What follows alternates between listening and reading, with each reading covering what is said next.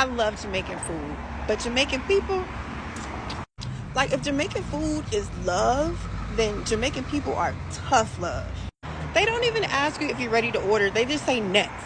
And if you miss it when they say next, then they go into the next person behind you, and now you're invincible. Jamaicans don't do customer service. They do customer endurance.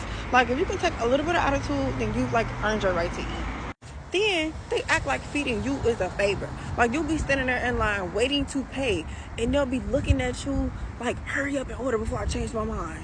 And don't even get me started on the menu. They don't even have menus. They have ultimatums. You'll go in there with some oxtails. They're going to be like, we out.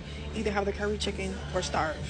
They don't even have regular business hours. They close when they feel like closing. Like, Google Maps says you're open from 12:30 to 6:30.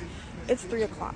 The lights are out. The doors are locked. Like, where are you at? Like, they don't close when they run out of food. They close when they run out of patience. No one goes to Jamaican restaurants for the ambiance. You go there just because you know the food is good. And then it's like, the food's so good, it make you forget how rude they are. And they know they food good too. And they know you're going to take the disrespect like it's a seasoning or something. God forbid you go 2 days in a row. They're going to be looking at you like, damn, you eating again? Didn't you just eat yesterday? Like, why is my appetite offensive?